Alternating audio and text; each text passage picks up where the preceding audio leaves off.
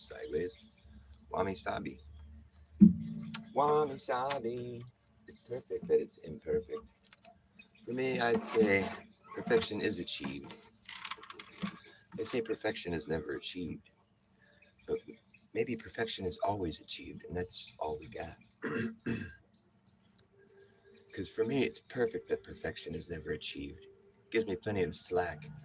And so, since I think it's perfect that perfection is never achieved, then all of a sudden I've achieved perfection. So therefore I negate the whole statement, and it's moot. It's bunk. It's debunked. It's moot. It's like it's like a gas ball in the wind. Just debunked. It's moot. It's like gas balls in a vacuum. Just pointless. It's gone. It's just it's like a giant gas ball in a vacuum with light shining on it, reflecting back billions of miles. It's just like just this idea that's just like there it goes. Doesn't make any sense. Can't really work like that. Although I don't know. I mean, I guess if you had like colored gas balls that were somehow in a ball inside of a vacuum, and then you shone a really bright light on it from a billion miles away, maybe it's possible that you could see it reflecting back another billion miles. Does that seem feasible? Was it not a billion? Maybe it's like some odd 100 million or something. I don't know. Which one is supposed to be gas? Jupiter? Or, no, is it Neptune? Or there's gas balls out there. We got big gas balls. They're like bigger than Earth. It's a big gas ball, and it's got gravity because it's got mass. Gas has mass.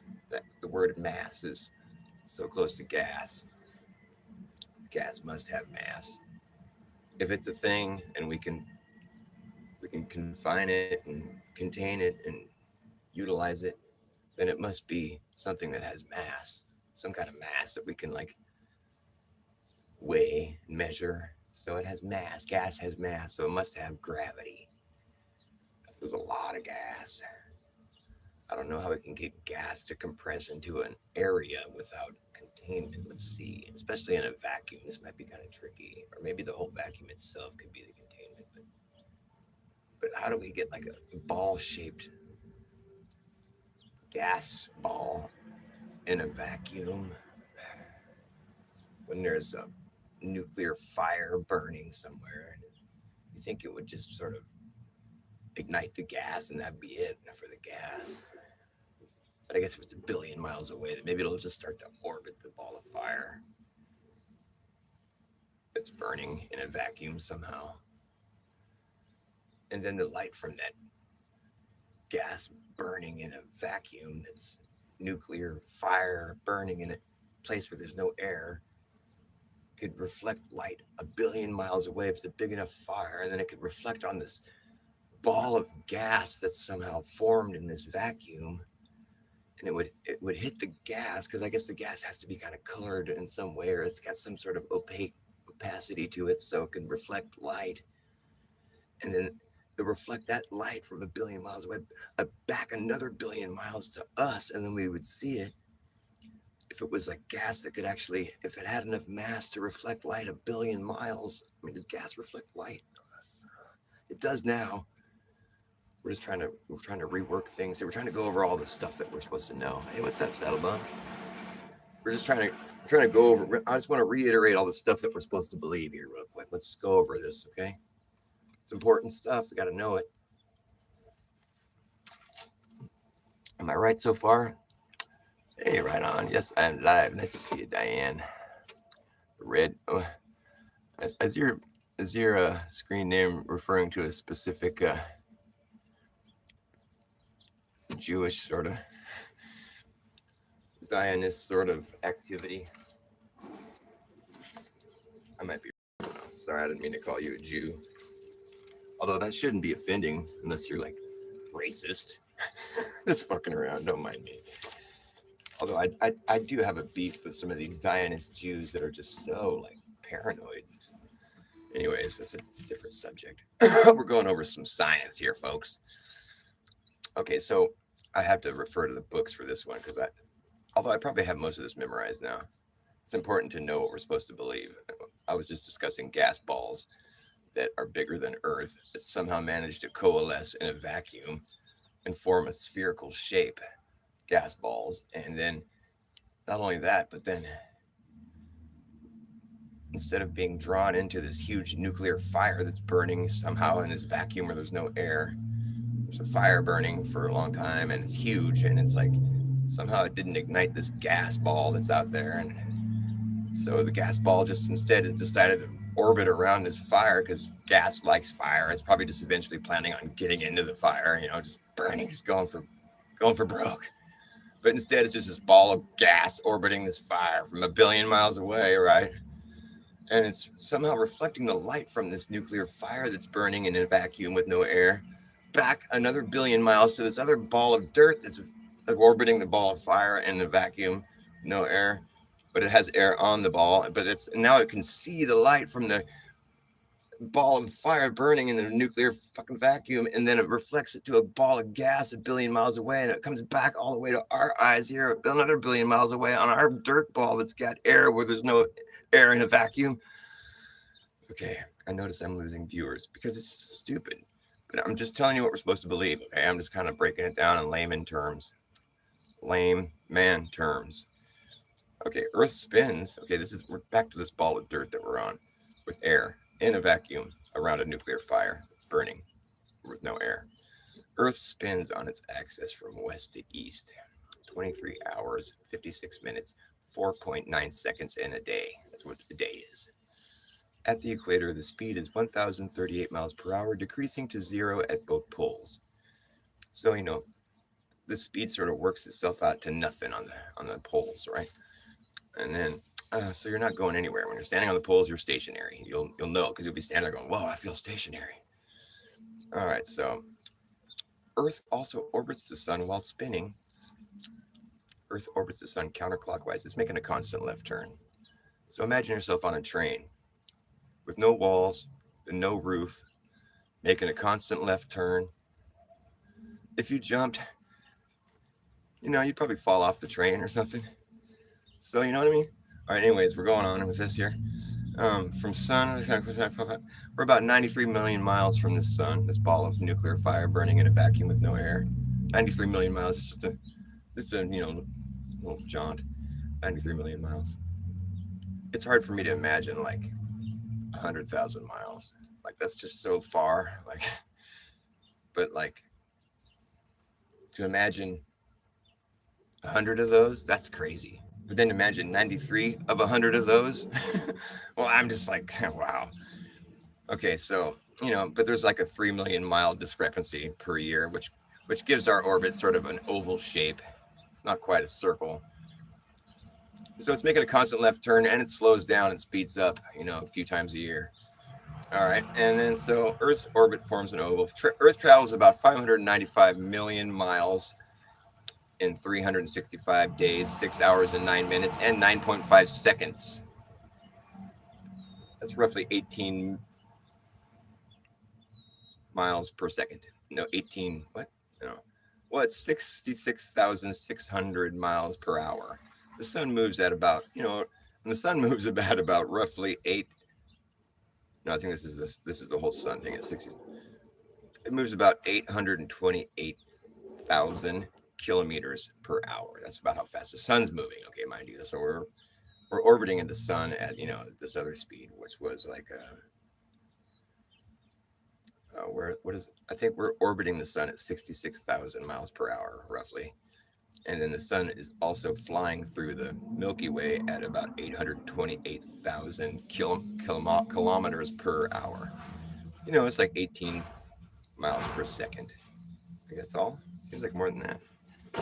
But anyways, so that's just some of the motion that's taking place. And that's at the poles where there's no motion, zero motion at the pole. It's like there's got to be some motion because you're like going like this, aren't you? You stand right at the pole, you're just going like this. That's motion. I'm sorry, there's not zero motion going on there. What are they talking about? I don't think their shit checks out. But yeah, we already know that. It's going to get hot right here. I'm working. I'm going to shut down. It's already getting hot. I should start it earlier.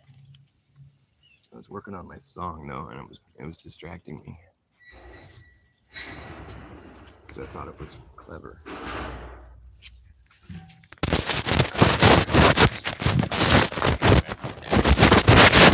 Right there, get all dirty. There we go. My song was like this.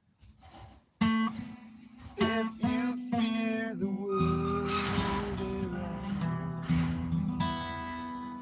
then you, my friend, have been led astray, and by those who know better. But they use your fear to control you. They want to own you, but you still belong to you. They want to own you. They think they already do, but they don't own you. There's one thing you can do. Just don't heed their words. Well, this is the great deception that's going down right now. And if you go down, they won't ever let you back up again. It's not too late for you to give up. Not too late for you to get stuck. Never too late to appreciate the things that you don't even know about yet.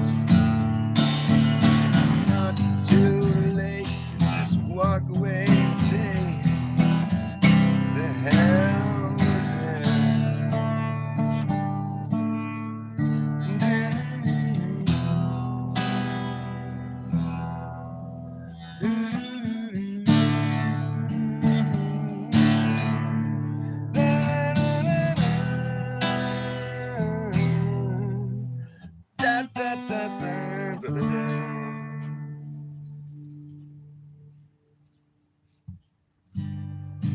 Not too late to just say, hey, wait, what are you doing this for? It's not too late to just say, oh, great, thanks, but no thanks, and shut the door. It's not too late to just take another look and see if there's anything good in it. Too late to just keep your mouth shut instead of opening it and putting your foot in it.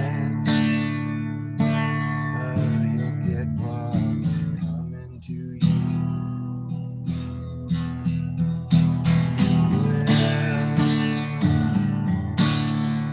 You'll get what's coming to you. Everybody gets it. You'll get it too. You get what's coming to you. Everybody gets it. You'll get it too. You'll get what's coming to you.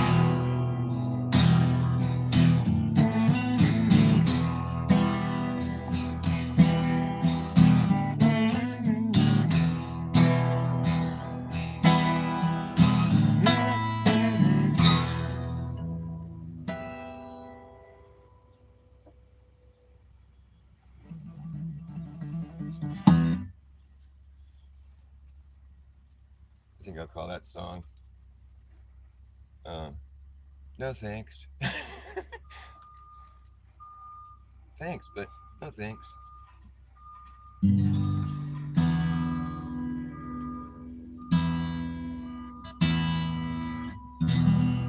Oh, wow.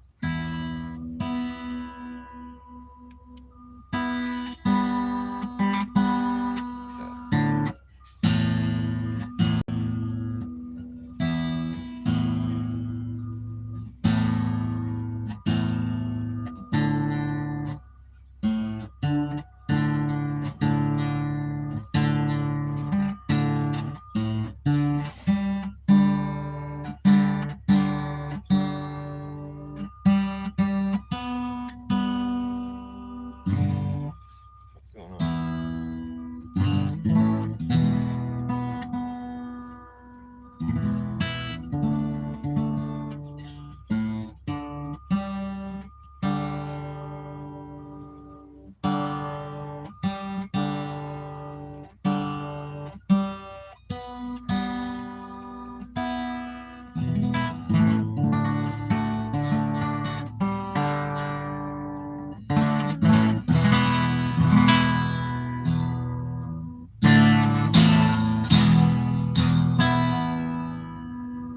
Underneath that mask I fear, you developed a very nasty look. Underneath that mask you wear, you developed a very nasty look. And it looks like it's on there for good. Oh, wait, I think I should do that one more time. Like, underneath that mask I fear, you developed a very nasty look. And it looks like it's on there for good, my friend. Unfortunately, that's the case. If you can't take that thing off your face, don't expect me to talk to you, 'cause I can't hear what you're saying. Shit. I think this could be a great song. Just be patient.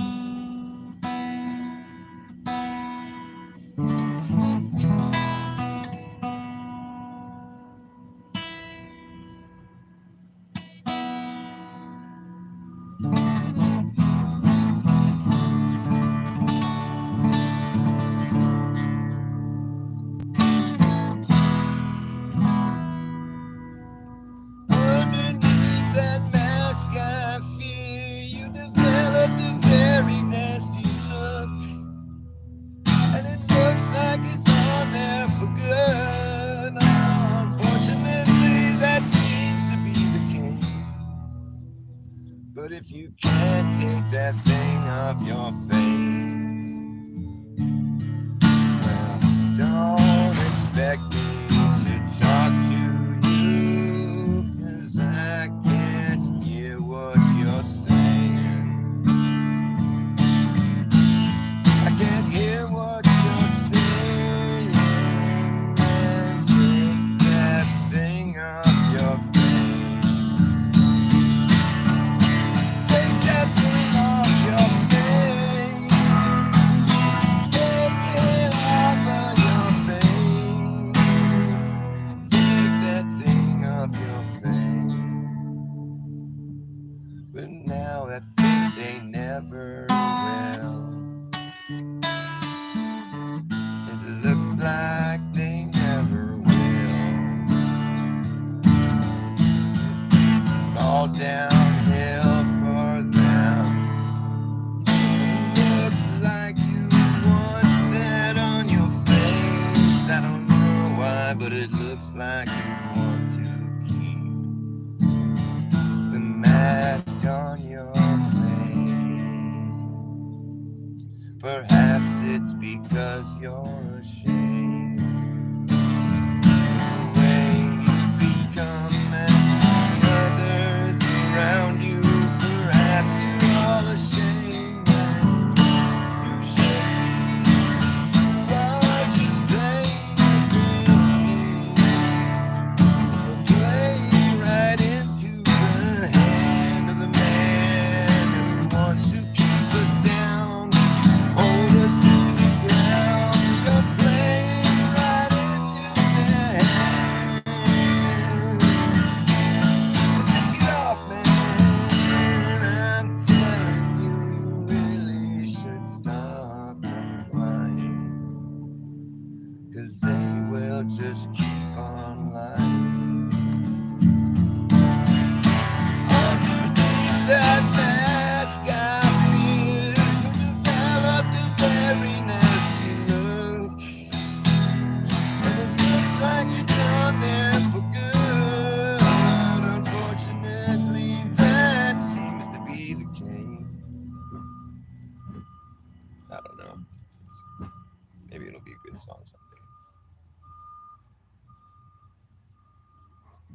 You can't take that thing off your face.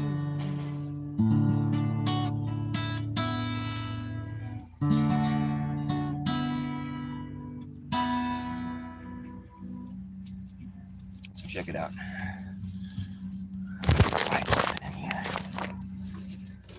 Yesterday, see, I've been following this guy.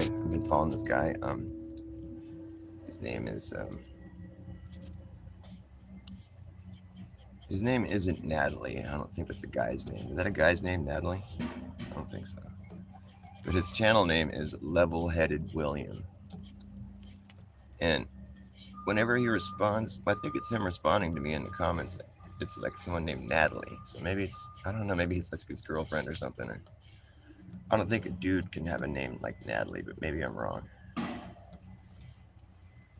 There's something with Natalie and Level-Headed William. There's some connection. Maybe it's his girlfriend or something. Probably what it is.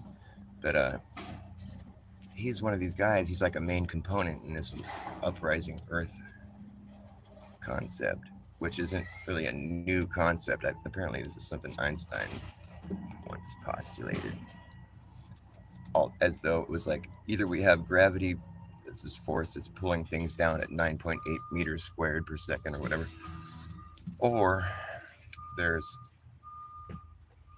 a phenomenon that's the complete opposite, which is the Earth is rising up at 9.8 meters squared per second or whatever. That's the two options that Einstein proposed, and I believe. I mean, I don't know that. I mean, I think clearly he leaned towards the gravity notion. Obviously, that's what we base all our fucking shit off of. His fucking shit. It's all shit in my opinion, because it's all theoretical. I mean, all we can see is that stuff appears to be falling. I mean, maybe it's just losing momentum is what the upwards rising Earth people think. And as far as like just being like, I can see what they're saying if it's like being assumed like the opposite of what is obvious. Like if you want to say, you can say either you fell down and hit your face or the Earth fell up and hit your face. I mean, but clearly it's like, it doesn't look like the Earth fell up and hit your face. When I'm dribbling the basketball, I don't feel like the Earth is dribbling the basketball, although I do realize that I wouldn't be able to dribble the basketball if it wasn't for the Earth pushing it back up to me.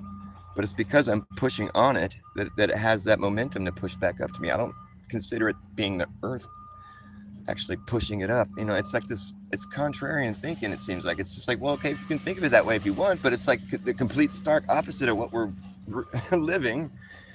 But of course, that is just like, it's considered to be like fucking blasphemy if I say that in their comment section, like, is this contrarian thinking? I'm just trying to understand. Like, the only reason I'm watching their content is because I'm just mystified by it. I'm not afraid to realize something that I think is crazy.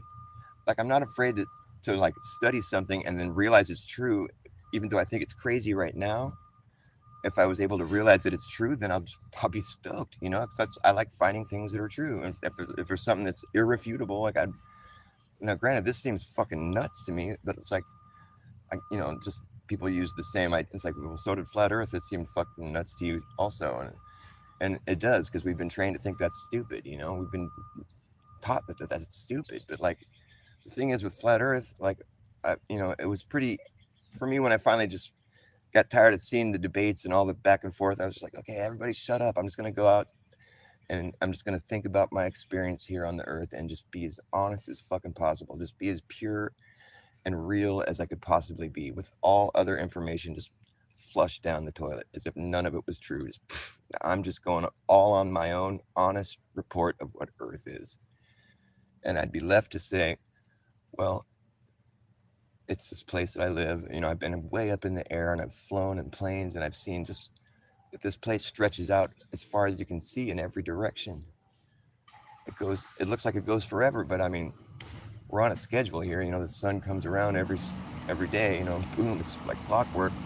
It's what every clock has been modeled after. So it's like we live under a huge clock on this plane that stretches forever, it looks like, but it can't be forever if we're on a schedule, and there's got to be some sort of limit to it, but like, I haven't seen it. And the only if I'm left to explain what kind of motion I see going on naturally, well, obviously the clock above me is the motion that we're watching, that we're taking part in, you know. So there it is, you know. That's my honest report of Earth, you know, and that does tend to match what the flat earthers say. And pretty much spot on. It's exactly what the flat earthers say. So I guess I'm a flat earther now, you know. Like I was just being honest. You know, like I could refer back to all that other information I've heard about the globe, Earth, and space and all that shit, but like I don't really know that that's true. I've just been taught that it is. So I'd have to include that caveat. Like it could be lies, you know, because I haven't fucking gone to space. All I've ever seen of space is when I'm looking up at the sky. So I'm looking up at the sky. I have no reason to assume that it's down below me too. I've never seen that. I've only witnessed it on TV or in a model or something, you know. So it's like we have to be honest. Honesty brings you to the flat and stationary Earth. You can decide to not stay there on that one idea. You can be like, well, I know that it's not flat and stationary though. You can be like that if you want, but for me, I just decided to stay right where I was, right there, being 100% honest, completely fearless of what the world thinks of my fucking report. I'm just being 100% honest, as if I had to answer to God, and that was it, you know. And so I'm a flat earther now, stationary earther, because I don't feel any motion. I see motion above me. This is all pretty obvious shit, right? It's not that we're stupid or we're lacking information. It's just that we chose not to believe that information, or we chose to just be honest about the situation. It's what flat Earth is. But now we got this upwards Earth shit. I feel like it's not honest. I don't feel like it's genuine. That's why I'm really like miffed by it. I'm kind of mystified and just sort of, I'm just stumped. And this guy, you know, level-headed William, he bugs me. I got to say that because but I see myself in him, you know, and what I see is that he's like so confident about what he's saying, like how I am right now. I would go toe to toe with any of them, you know, astrophysicists or whatever. You know, I'm just being honest. I'm keeping it real. I can't. I'm not lying. So it's like at least I'll at least that's true. I mean, I fucking, you know what I mean. Like I would, if really, when it comes down to it, it's not about how smart you are. It's just about how real you're being. You know, like that's what matters to me.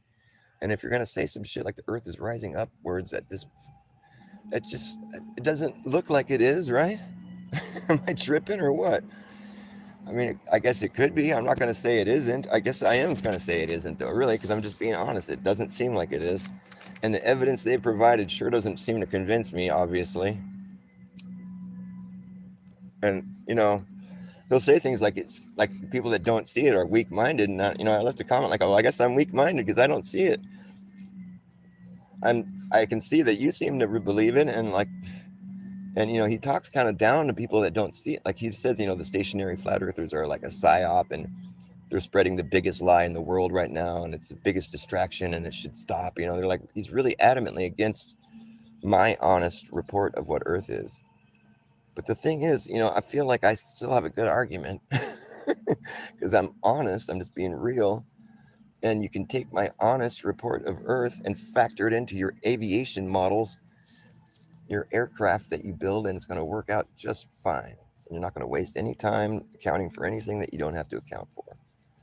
So I would tend to think if it's got real world application like that, that it's not really a psyop or like a fucking lie or the biggest lie. I think it's actually pretty necessary information to be aware of. And it's knowledge that people need to use when they're building airplanes. That seems pretty real world to me. However, you can think all the other stuff if you want, but they don't account for any of that other stuff when they're building an airplane that's going to land and fly off of over the Earth. We're talking about the Earth, so I think it's relevant information to keep in mind. I mean, I kind of hang on this one argument like it's fucking beat it like a dead horse, but like it's because it actually has substance to it. I mean, I'm not just spitting hot air. I'm just like, dude, this isn't stupid. I mean, but what I think is stupid is to like be preaching that the obvious reality is a psyop. That's so fucking irritating to me. And I left a comment saying I don't agree. I didn't say anything insulting, but the things that people responded to me, it's like, wow, just so mean, just saying mean things, like telling me I'm just like, you know, some sorry ass fucking whatever, like reality doesn't care about my feelings and all this shit. It's like I wasn't even getting emotional. I was just saying I don't really agree with you because when I'm being 100% honest, this is what I think, you know. And then, but like I'm still, you know, curious as to how you guys think this. I'm watching your content. I'm trying to figure it out. I didn't say anything insulting. I would think that he'd be like, well, thanks for the views. And I hope I can impress my point onto you instead of like having his people like talk to me like I'm a piece of shit. Like, it's a real put off. It's like, I guess it's a really exclusive club or something. And, you can't be like talking blasphemy in that club.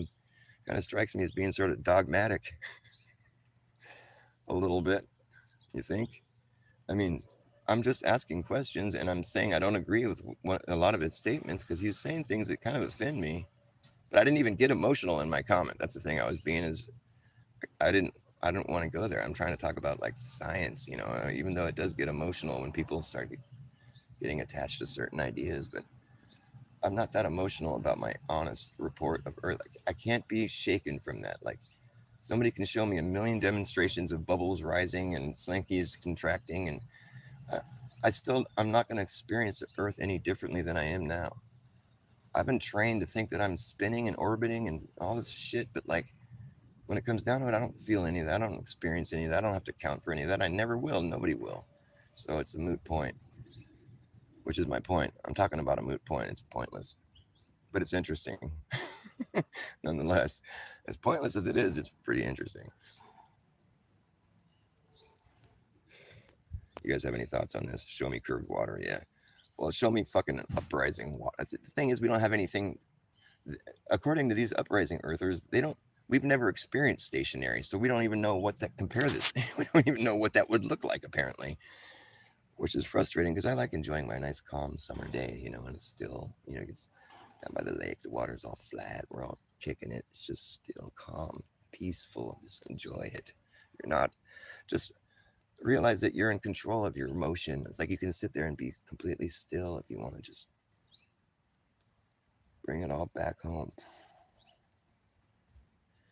You don't have to think that there's nothing you can do to escape the motion. That's kind of a claustrophobic feeling. And check it out. Like motion, there's a thing called wear and tear. Like if you're always in motion, like if something's always moving, it's this thing called wear and tear. It's an understood fact in the reality of today, the world. Like I always joke about how like there's no wear and tear in space because like you can put 500,000 miles on a fucking spacecraft made of tinfoil and it's still functioning perfectly fine by the time you get home. It's like put 500,000 miles on a car, man, it's not going to be running that well, if it's even running at all. But these spacecrafts they make, I mean, they don't have any wear and tear in space. It's a vacuum. You don't have wear and tear in space. It's fancy that way. But like, I would think Earth, if it was constantly rising or orbiting or spinning and all this shit, like there'd be some wear and tear. But no, because Earth is in space. There's no wear and tear in space. Only on Earth is where you're going to see wear and tear, which is the only place we've ever been. So the thing is, if we're on Earth, then why doesn't Earth itself have wear and tear? Oh, because Earth is in space. Oh, this is just getting confusing. I would think that if something was always in motion, there would be wear and tear, and there would be evidence of that. It'd be wearing and tearing on it after a while. It's a lot of motion to be like absorbing. I mean, hello, there is such a thing as like cause and effect. I mean, we can't escape that reality, can we? I mean, what is the deal with this? If there's motion, there should be some effect of it other than bubbles rising in a weird way. I don't see their evidence. It just fucking it makes me mad because I feel like I feel like it's a big elaborate prank. But I haven't brought myself to say that in their comments quite yet because I'm but if I'm being 100% honest, I should say that because but I just know I'm gonna be like giving them ration of shit about it. But that's what it looks like from the outside looking in. And I'm not even on the outside so much anymore. I've been watching this guy's content, consistently for like a few months now, and I'm like, because these guys were just so adamantly insisting on it. I'm like, I got to see what these guys are. What the fuck? Knowing 100% in my heart that there's no way I'm going to be convinced. So maybe that's why I'm not going to be convinced. But like the reason I feel that way is because like it doesn't seem self-evident. Yet these guys say it's like totally so. I'm like when I jump off a cliff into a lake, I feel like I'm falling. That's why I like doing it. Like to think that the lake's coming up to meet me, I'm just losing momentum as I sit there in the air. That's bizarre. That seems starkly contrast to what I'm experiencing. I mean, you have to at least realize that. I mean, they don't even want to say that though. It's so fucking weird. It's like a weird, like dogmatic thing that occurred. Like, and there's people that I've seen in flat Earth chats that have graduated to this new concept, and it really kind of rubs me the wrong way, the way they get sort of aggro about it. Can't they remember when they thought it was crazy? I guess they never thought it was crazy. Is that all you have to do? You have to open your heart to the uprising earth. It is kind of an emotional thing, I've noticed. Kind of like the globe. That's what bugs me is that the guy talks about it as though the stationary flat earthers are like globers. Like that's what he refers. It's like, man, this thing's gone full circle. It's really fucking bizarre.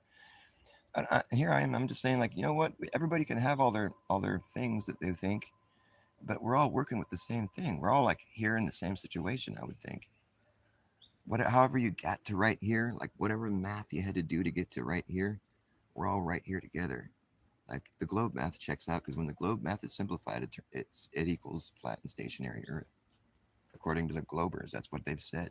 That was their comeback with the whole like aviation needing to be built for use over a flat station. Their comeback was, well, that's just the globe math simplified. I'm like, okay, great. Well, now we've finally reached a point where we can both agree. The globe math checks out because it ends up being what I thought, So I don't know what we're arguing about anymore. And like I would think the same thing would have to be the case with the upwards Earth. I mean, we're all working with the same fucking reality. However you think you got here is kind of a moot point because we're all working with the same fucking shit. And I even said something along those lines, and that was what this guy said back to me. He's like, "No, we're not. We're not on the same boat." And he was like insisting that that's not true. Oh fuck, man! I'm trying to give you your argument and to say, fine, keep it that way. But like, we're all working with the same shit. No, he wouldn't have it that way. I got to agree with him 100%, or it's just not happening. I'm a dick. They're really strict over there in the upwards Earth community. They don't have any room for naysayers or for any other. There's no room for any other way of looking at things. And you can't even like let them have it and then have yours too. You can't have no cake walking and eating in your cake and walking in it too. It doesn't make sense. You can't walk in your cake and eat it. It's gross. Don't do that. Pardon me, I gotta take a leak.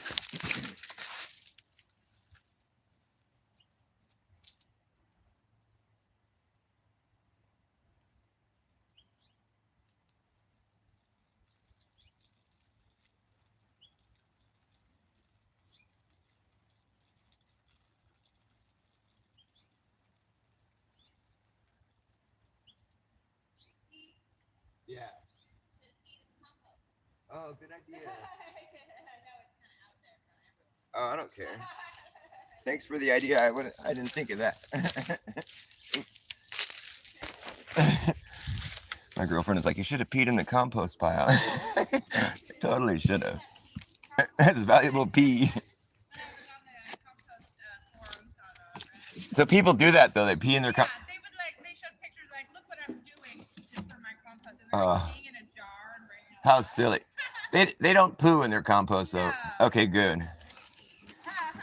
I was hoping that wasn't coming next. No. But it was funny because there's people they literally pee in a jar and bring it up. That's pretty silly. Pee in a jar and then why don't they just go pee in the compost pile? I don't know. I guess, yeah, it might be kind of awkward for some people.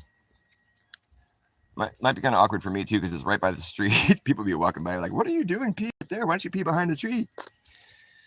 Well, why are you watching me pee is a better question.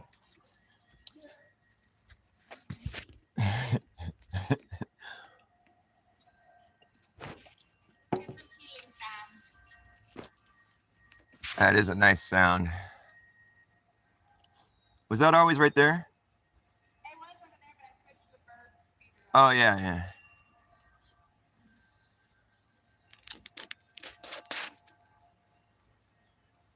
Yeah, you should check out. It's Level-Headed William is the name of the channel. It's the guy that a lot of these upwards earthers will refer you to because he does demonstrations. But I got to say, his demonstrations kind of crack me up. I mean, at first I thought it was clever. Well, like I'll explain it again. It's like the first demonstration I saw that was like being touted as like evidence of this upwards Earth was they showed a slinky and how it stretches out, but it kind of wants to close back up. Then they showed a bottle of water and they drop a slinky in the bottle of water. And the slinky falls all the way to the bottom. It doesn't stretch out at all. It just falls to the bottom. But then they show a ping pong ball floating at the top of the bottle of water, on top of the water. and then they show the slinky being glued to the ping pong ball, and then they drop the whole thing, the slinky with the ping pong ball glued to one end. They drop the whole thing in the bottle of water, and the heavy part of the slinky sinks down to the bottom of the bottle, but the ball floating keeps it part of it, so it keeps it stretched out. But the heavier part's at the bottom, and and the ping pong ball's holding it up on top of the water. I hope I'm explaining this good enough. So what they show is, so it's like it kind of, the slinky gets more dense towards the bottom. You can see it's stretched out at the top, and it kind of gets more clumped together at the bottom where there's like most of the slinky. It's like the heavier part. So they're like, look, it's a density gradient, or it's a buoyancy gradient, is what they said. A buoyancy gradient. I'm like, oh, that's clever. I like that. Cute. Okay, so they show this buoyancy gradient. I'm like, that's clever. That's cute. And then so he drops the bottle, and he films the bottle while it's in free fall, and the slinky compresses during free fall.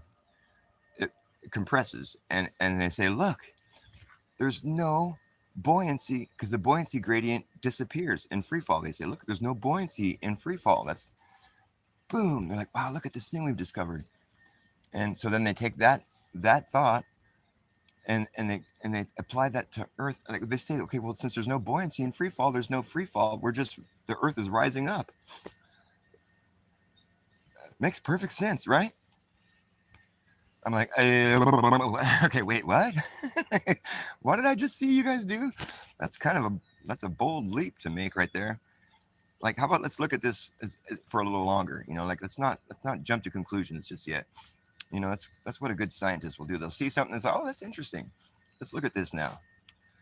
Okay, so you drop the bottle, and this buoyancy gradient that you'd made, which I think that checks out. That seems pretty legit. The more buoyant is going to be on top, and the less buoyant is going to sink. Oh, it's kind of cool. So you drop the bottle, and now the slinky compresses, so the buoyancy disappears, is what you're saying. I don't know if that's. I think what happens is the slinky compresses during free fall, because it's got weight. All right, and the water in the bottle probably weighs more than the slinky, I'm guessing. Like, imagine if you were in an elevator, and the elevator you were just sitting there stationary in an elevator, and you haven't gone anywhere yet. You're just sitting there and still, and then someone cuts the cable, and you just start to drop like 20 floors. Like, I think what would happen is you would rise off the floor, because I think that the elevator is probably heavier than you.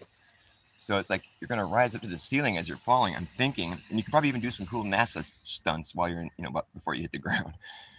It's like, have you ever thought about this before? Like, or maybe if I was falling, I would jump at the very last second, and then I would let the elevator absorb the fall, and I'd just be up, I wouldn't even get hurt. No, it doesn't work like that, because you're still falling at the same speed too. But I think you would rise up while you're falling, because I think that the things that are heavier, I think it just falls faster than you would, just because of the weight, I'm guessing. Maybe I'm wrong, but I do believe that's how these fucking vomit comments, where they do like the simulate this 0G thing, where there's not 0G, they're just falling, and the environment they're within looks static, so it looks like they're floating, but they're not really floating, they're falling with their environment. I think you'd see something like that happen if you were falling in an elevator. So my point being is that that's what's happening to the slinky. It's in free fall. It's being pushed up by the motion. It's compressing because it's falling, so it's rising up. The weight of it's rising up like you would in an elevator. It's falling. So it's not that the buoyancy disappeared. It's just that there's a fucking cause and effect. You're falling. It's rising up. Doesn't that seem like what's happening there? Am I tripping? Did they just jump to conclusions too quickly on that one? Tell me what you think. Did I explain that one all right? And did that make sense, what I was saying? Because they think that the buoyancy disappeared all of a sudden now that it's in free fall. But I don't know if they're interpreting what they're saying correctly. I think the reason the slinky compressed is because it's falling, and the motion of it falling is pushing it up. Like it would, like if you were in an elevator and it started falling, you'd rise off the floor. Maybe. I'm guessing. I've never experienced that. I'm just guessing. So I'm thinking that's what's happening to the slinky. It's falling, so it's being pushed up, and that's why it compresses, and it looks like the buoyancy gradient disappeared. But is that really what happened? I would hate to have to hang on that statement like, oh, there's no buoyancy in free fall. Well, then explain why a feather, like what's going on there? It looks sort of buoyant when it's falling, or like a dandelion seed. It's not really even falling. It's got buoyancy. I mean, These guys want to tell me that I'm weightless in free fall. That's what they're saying. You're weightless in free fall. I'm like, is that right? I think that's wrong, because if I was weightless, I wouldn't be in free fall. I wouldn't even be like, it's like things that are have weight.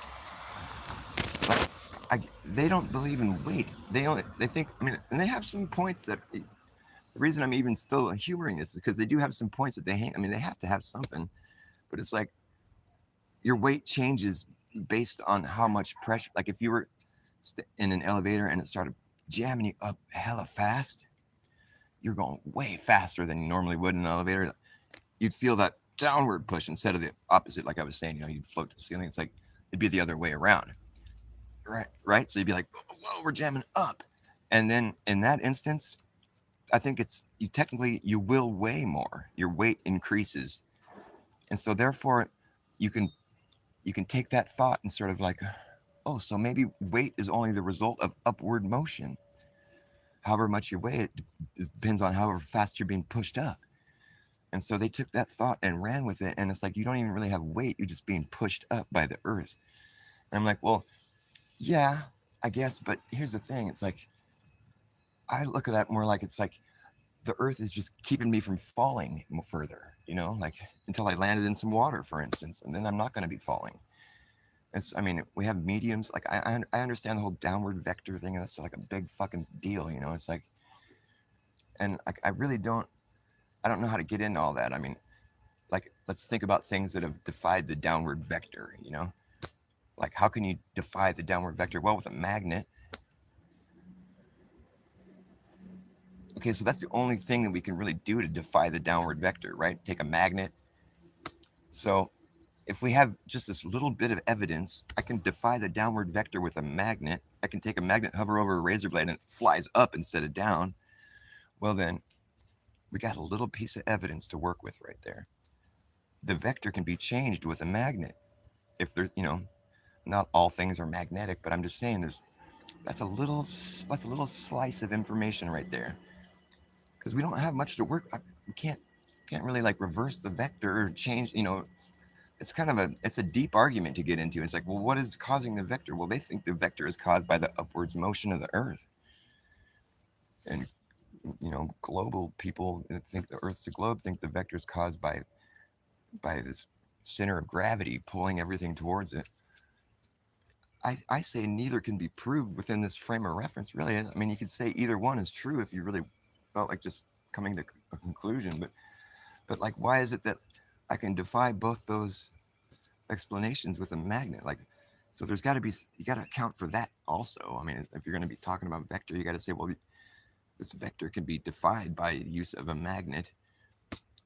So that's part of it, at least, you got to just at least let me have that. I mean, I don't really know much about the science of like electrostatics and fucking, Gaussian surfaces and the polarity. And like, I mean, I know some of the terminology and I kind of have like a vague grasp on the whole thing. You need like two Gaussian surfaces to create an electric field.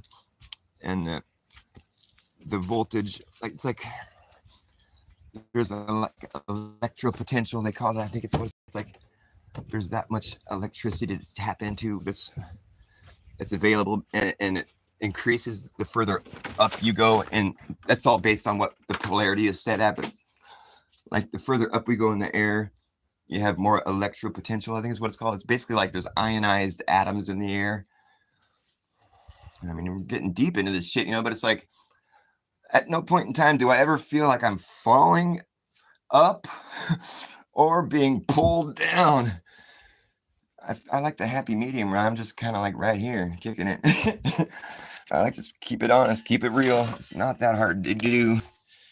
If we're going to have to go off in some other area where it's like we're saying things that we're not necessarily experiencing, well, then we're talking like fancy pants science crap, and that shit gets irritating. Hold on a second.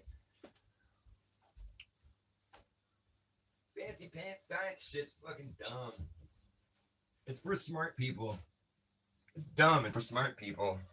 It's for people that like seeming like they're fancy or whatever, And I know all this fancy science because I'm smart and stuff. I went to school. I did fancy science things. And the Cavendish and And the fancy pants fucking upwards, fancy pants fucking physics. It's just physics. It's like, well, is it?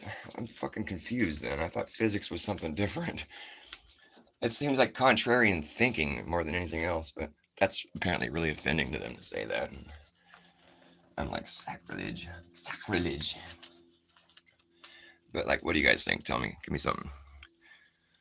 So the mover's card. Oh, yeah, I saw that. Seems flawed. He stopped pushing after 20 inches or around the time the bubble would have recentered. Okay, so he's trying to show the bubble is supposed to be indicating which way the motion is going. Is that what's going on there with that? I think is that. I mean, it's all about the air bubbles with these guys. They love that, the air bubble shit. It's kind of trippy.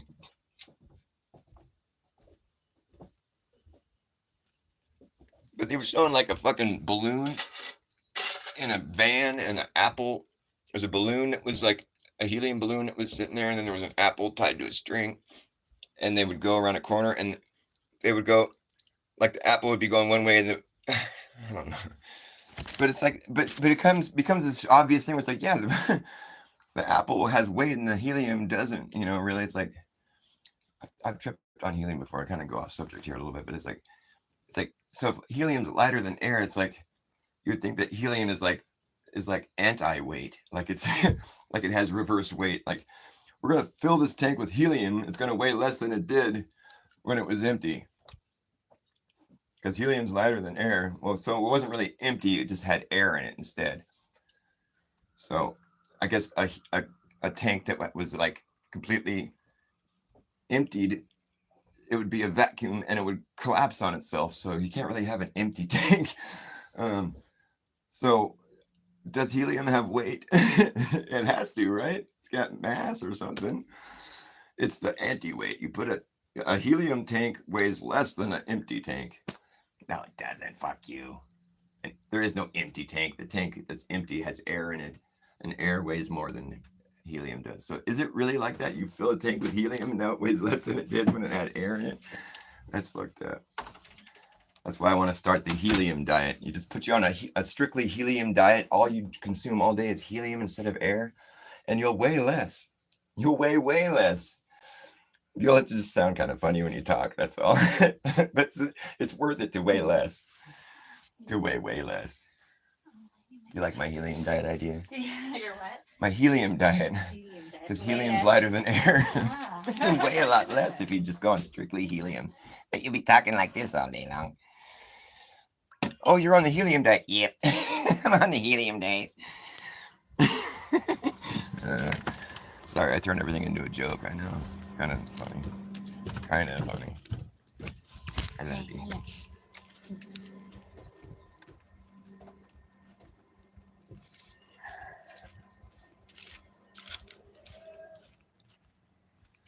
Yeah, but level-headed William kind of gets on my nerves because he's so like anti-flat Earth, stationary flat earther. It really grinds his gears, it really like burns his britches. It really kind of like, pokes him in the eye, kind of like gets his panties in a bind. He kind of like gets all butthurt, gets all like fucking, it really kind of like busts his whole bubble when fucking flat stationary earthers come in there like, no, dude, you're tripping. He's like, you guys are a psyop, you're the biggest lie, and all this shit. He's so mean about it. I mean, here I'm like, genuinely wanting to know how he happened to get to this point where he believes what he believes or thinks what he thinks he's demonstrating is real. I genuinely want to know. And like, if it's a big prank, well, the joke's on me. I could give a fuck less. But like, what in the fuck is all I got to say about that? Like, and Dell, I mean, he is so fucking diehard about his thing. He thinks it's just like, dude, it's not. He gets emotional too, but he's like, it's not up for debate. Like, it's just physics. It's like, well, fuck, man. Can you see why we're kind of confused about that though a little bit? It's difficult to really accept. I mean, and I'm afraid that if I accept it, I'll turn into one of these emotional guys that just like gets all red in the face. It's physics. Is it? I don't want to turn into that. Like, I'm worried, and maybe I'm just never going to get it because I'm worried that I'll turn into that. Like, this upwards earth thing really causes a lot of blood to go to your head, it looks like. which seems kind of like the opposite of what you would expect. You think the blood would go to your feet. Maybe that's good evidence that it's bullshit. Look at your face turning red. Look at all the blood's going to your head. How would that be happening on an upwards earth? I think you just debunked your argument by your attitude problem. It's like, calm down. Just be stationary for a second. The blood will go back to where it's supposed to be, and your face will go back to a nice flesh color. You won't look like a fucking apple dangling from a fucking string in a van, all whipped around everywhere, all fucking worked up and tripping on your. I mean, can you imagine these guys tying an apple to the roof in their van? I mean, it's a helium balloon at the fucking. You go to the costume show. Can I have a helium balloon, please? I'm gonna prove the Earth is. I'm tied to my van.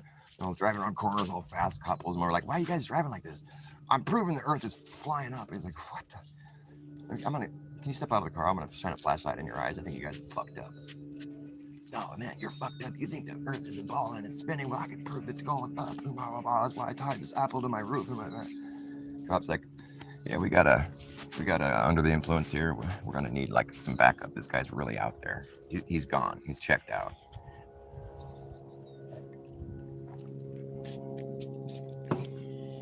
You know what I'm saying? Mr. Super Rising Earth for Dummies. Oh no, you're talking to Super. Oh, so it's Rising Earth for Dummies, huh? It should be called Mr. Super Rising Earth for Dummies. I think that's a good title, actually. But that is it right there in a nutshell. It's like the Rising Earth for Dummies. I think that says it all right there. Unfortunately, I don't like to be rude like that, but the book is saying it. I'm just kind of agreeing with it. It's for dummies because like it's not really something that a smart person should want to dabble in it.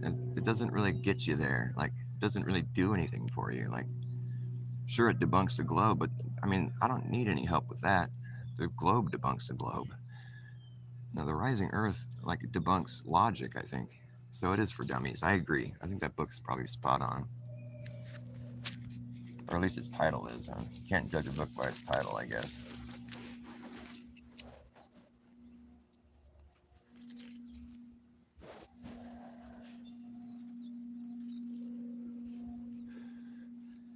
It's not like a new idea. I mean, apparently Einstein discussed this, and I think it's like it's been sort of there lurking below this surface this whole time. Like, I remember when I first heard about flat Earth, that was one of the things that was like, it was the other way around. It was the flat earthers saying that was a psyop. Like the Flat Earth Society claimed that uprising Earth thing, and so that was obviously a psyop that the government, wanted you to look at or something. But it's like now apparently that Flat Earth Society no longer believes the upwards. I'm just saying what I've heard. I never went to the Flat Earth Society and saw any of their stuff. I didn't bother, but like apparently they've ditched that whole idea now, and now these other guys, but it's not the idea didn't get ditched. It's got a whole new group of people that are. Well, I mean, Dell's been talking about it for a long time. I've been hearing about it for a while. And Earthship Bear always comes into the chats and starts saying shit. They're never gonna let it go. I mean, that's what I realize about it. It doesn't matter how much you want to bicker with them or try to talk reason or just talk your perspective. Like, they're not gonna let it go. It's not something that they're ever gonna let go. Which, in my opinion, could either be true or it could be dogma or both. And since I don't see it right now, in my eyes, it just appears to be dogma. But I'm still leaving room for it to be true. Like, I'm 100% with flat and stationary Earth. I'm 100% a flat and stationary Earth because that's me being 100% honest. That's where I'm at. I'm 100% there. But I'm willing to be 100% surprised if I'm wrong. So that's where I stand on all that. I'm not leaving any room for anything else because I'm just being 100% honest. Why would I leave room for anything else? Because I'm just being as honest as I can be. But it's like, I'm willing to be 100% surprised. I was 100% surprised when I realized the Earth was flat and stationary, and it was like right there in front of my face the whole time I've been alive. It was kind of like slapping himself in the head, It's a weird feeling, like, where the fuck am I? Well, you're right where you thought you were, and you just didn't realize it. It's right where you didn't think you were. You're right where you've been the whole time. Chill out. It's okay. But like, one thing that really got me to where I'm at is the idea of distance. Like, if we were to mark distance, like I can prove to anyone that they think about Earth the same way a flat earther does. with a riddle that I've concocted. And it goes like this. Let's say someone gave you the North Pole. They drew a circle around the North Pole, 1 degree, whatever latitude. It's like east and west are circles on the globe model. But I don't even like having to mention all that, but it's like you could just have any circle anywhere if you live on a globe. But just say you have a circular piece of property, and someone says, okay, you own this circle, this is yours. And we're going to play a game here. It's called the concentric circle lottery. When you win that concentric circle lottery, this is the rules. You can step outside of your circle and draw another circle around the outside of your first circle. And now that's your property line. And you can just keep doing this indefinitely. Draw another circle. Wow. And then step outside, draw another circle. You get the idea, right? Your property gets bigger and bigger, exponentially. It's growing, it's expanding. From that one center spot that you were given in the beginning, that center spot's right there in the middle of it, and it's getting wider and wider, right? Makes sense so far? Okay, well, here we go. Do you think that if you kept up with this exercise, that you would eventually own the whole world?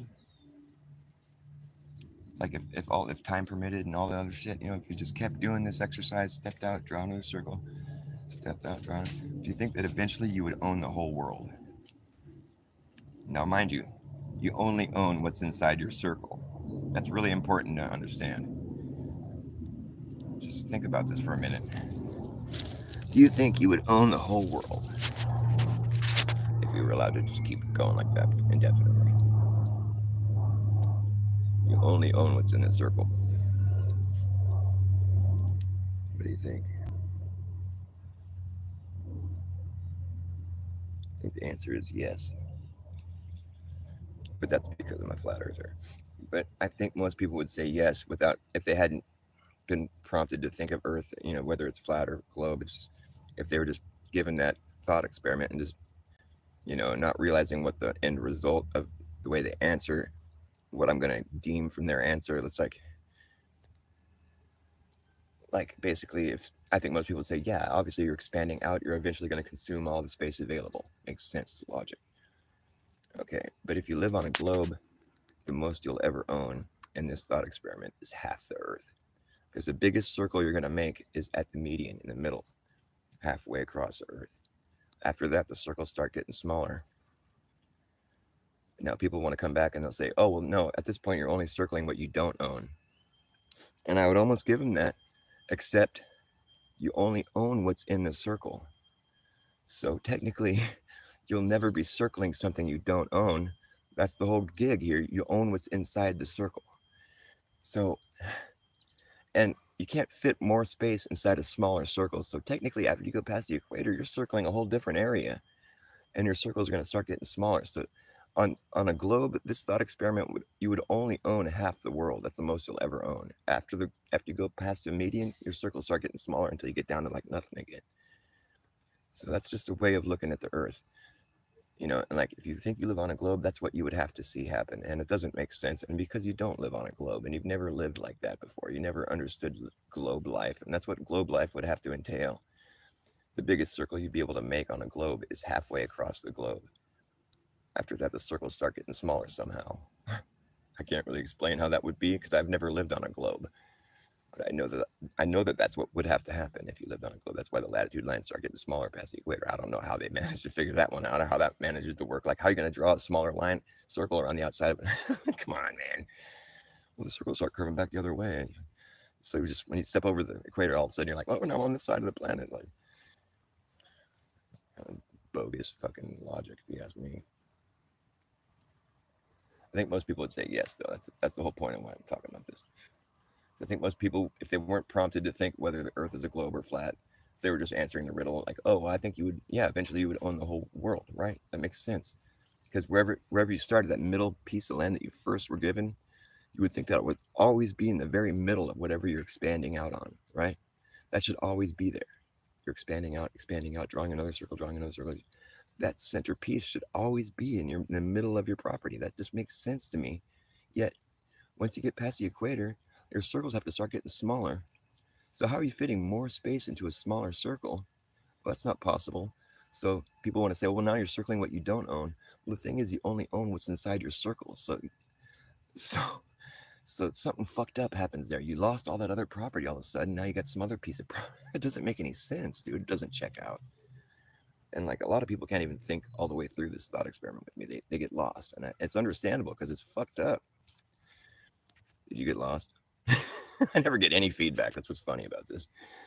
But I feel like it to me it proves something. And like I've gotten people to say yes most of the time. Like people say yes when they're not like prompted to think about it in globe or flat earth terms. They're just like thinking about it the way I'm pitching the riddle. Like, yeah, you're expanding out. Why wouldn't you own the whole world eventually? Yes, exactly. Welcome to flat earth. What?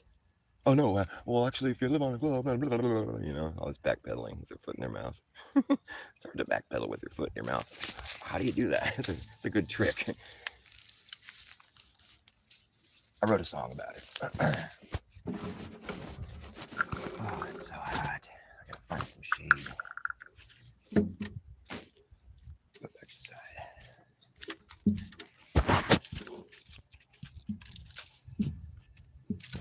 It's hard to backpedal with your foot in your mouth. And I was just gonna wait for everyone to figure it out.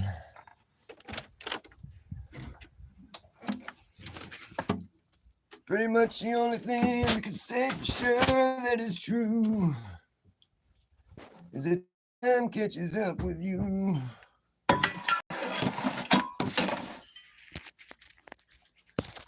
It's so hot outside. I know. See, I'm just excited for times when you can just be out all day and it's not. I know, yeah. Yeah, And the then fall I'm in- comes, it's sort of like I welcome it, you know. I know, right? But then I'm like in the winter, I'm like, where's summer? And nature gives us something to look forward to. Yeah, Like I know. On the song that I listen to, it says you gotta like all the seasons. you do, yes. You don't have to, but you should. Yeah, you gotta appreciate them for what they are. Yeah, exactly. I bet I'll get a lot more writing done when it's winter because I'll be sitting in here. Oh, I do. You know? Yeah, I do. I love you. I love you. I love you too, baby. You're so easy to love. I love you. Mm, I love you. Oh, I love you. Mm, I love you. I love you. I'm gonna make a tea, but I'm gonna make it with this one. Iced tea with this one. I think it'll be With the good. coconut? Oh, yeah, I you like can that add a little flavor. cream to it too. I bet it'd be I bet really you that's good. really good, yeah. Yeah. That almond Yeah, it coconut? says you could do iced. Is that all the flavors? The almond coconut? It's got toasted coconut, almond bark. I'll tell you what's in it. Almond bark? Yeah. It tastes like almonds, though, I guess. Yeah, like sweet, like the almond Dr. Bronner's, you know how it's like a sweet, or when you make almond cookies. Oh, yeah. That kind of almond, you know? Yeah, I know exactly what you mean, yeah. Yeah, I love I it. tasted the that, green yeah, Dr. yeah. green Dr. Bronner soap is so good. I love it. That's good tea. Yeah, you should try It that. says it's got black tea. So make iced tea with it, you think? Yeah. Yeah, I think that's a It great says idea. and you can put a little cream in it, just like the chai. You don't even really need to it's- sweeten it. It's really sweet yeah. already. Yeah. It's Or did you put a lot of honey in it when I I did, tasted? yeah. Okay. It's black tea rose hips, which I just learned rose hips, which is the fruit on the rose. Those little balls that are on the rose right now that came from the flower. Oh, it's after the flower petals fall there's off. a little balls That's the on them. fruit. You can Okay. smell Oh, them. that makes sense. They're That's what a on there. rose hip is. Those are rose hips. That's It's the fruit. Fruit of the rose. That makes sense. Anyways, it's in here. Oh, now I get it. I was It's wondering good what the for rose you hips were. for something, but it also is good for skin stuff. So Oh, that's cool. I want man. to learn how to do something, make some kind of skin stuff with So it. that's the fruit from the rose. That's so cool. I never Yes. thought about that. So this has rose hips in it. Green tea, chamomile, chicory root, natural coconut and almond flavors, and licorice root. So, and there's benefits to all these things. I think tea has been medicine the whole time. That's why I'm like drinking yeah. all of these. Like this one supports your immune system. This one's good for anxiety and depression. And it calms you, you know. And then your nighttime teas and all that. Chamomile relaxes you. Like all of its medicine. And I know they have like tea that like. I got my detox ones up Yeah, here. detox. Like This that's has what I was got gonna some say. berry Cleansing. Yeah. that supports healthy liver function. I was like, My friend Guillermo that did those fasting Yeah. things I they told just you drink about. tea. Like he would drink tea the whole time, but he had Yeah. a certain kind of tea that he would drink. It was like That's what I read, it too. cleans your bowel, is what he was saying. Yeah, It's like, yeah. it's like he got kind of graphic about it. He's Well, like, but you're cleaning out your body, you know. Well, you know what? I used to take that. It was called like slim tea. Like when you want to lose weight, you That makes sense. you Yeah. take this. It's But that's probably it. He the said he same- would drink that tea the whole time. so he cleans out his whole It body. just makes you have diarrhea. I'm like, but it Yeah, he clears explained you that. out. Yeah. But it's detoxing you. I mean, it's getting Yeah. rid of all this stuff that you have. You're cleaning your body out. Yeah. Because otherwise it'd just be in there trying to get out. You Right. know? Right. Yeah. Yeah. Would you rather have it in But there? most Yeah, people makes drink sense. that trying to lose weight. It's not about detoxing. Well, I mean, the result is the same. Yeah. Yeah. But anyways. Yeah, I remember drinking that when I was younger, trying to lose weight. I probably didn't even need to lose weight too. And Probably. Yeah, and I was like, oh my god, this stuff is awful. But it's not like you can make an argument that you don't need to shed all that gunk out of your body. Yeah, but it worked. Woo, it worked. I get it. Yeah. Probably just want to stay home. Oh man. Can't like handle your normal life and go to work and stuff like that. Right. I got to go to the bathroom again. Oh. Just post up in the bathroom for the day. Yeah, I know.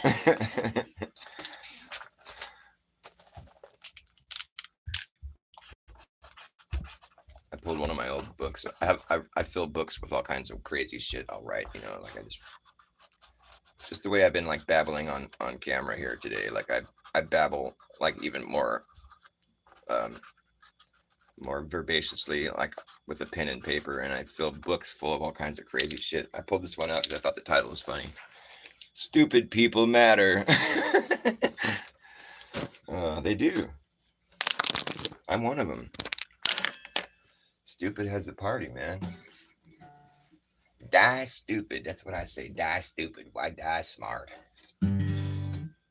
Just kidding.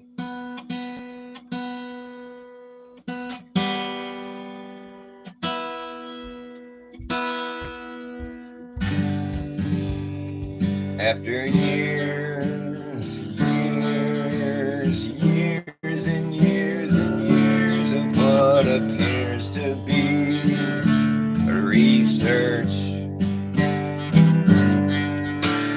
dirty work, digging in the earth, reworking things for what it's worth. It seems we found out that there's nothing to find out. The fact is we don't know the facts. The fact is we don't know the facts. But we've been acting like we do for so long now. And it's hard to backpedal with your foot in your mouth. So we're just kind of waiting for everyone to figure it out.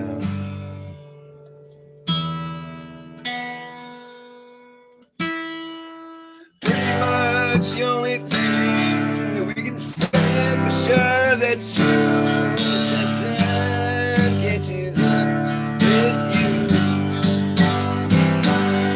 Yeah, time catches up with you. It catches up with you. Time catches up. Here it comes. Time catches up with you.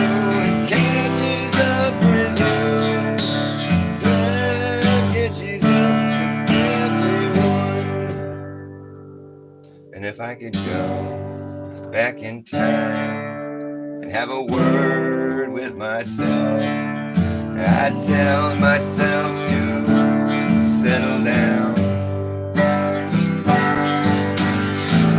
Don't lose your cool. Try not to break too many rules. And when you do, you better have a good poker face on. Know your place and your part, so go get it with all your heart. Don't start looking like some kind of hazard that never really was. It is what it is, unless it isn't, then it ain't. You're gonna faint from being so stressed. You're gonna take some time off your feet. Try not to miss the beat. Just forward is the only way through. Yeah, sometimes catching up with you, catching up with you. Time catches up. Look, here it comes. Time catches up with you, it catches up with you.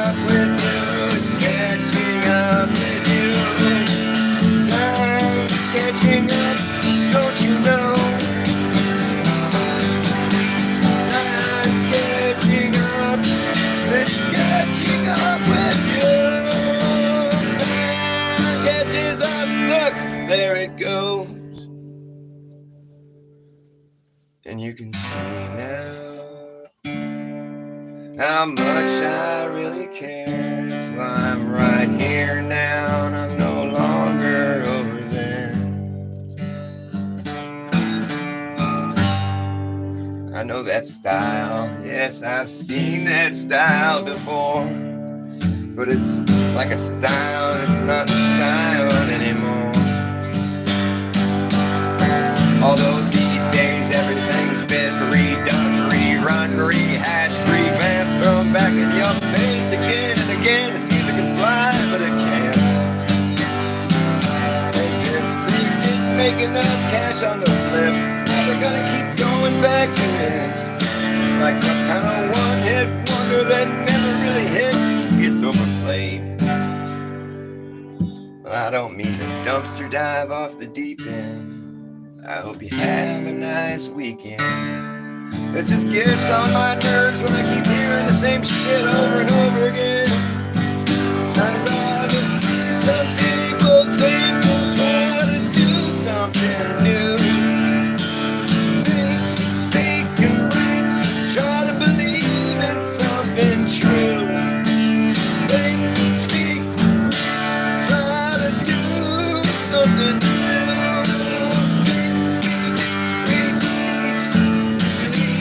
Something true. Think, speak, reach, teach, do something new.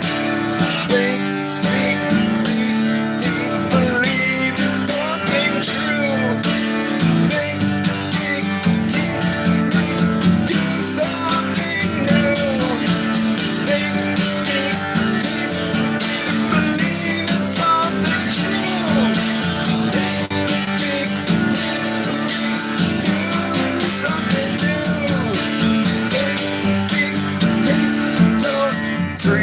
Just do, 'cause time's catching up with you.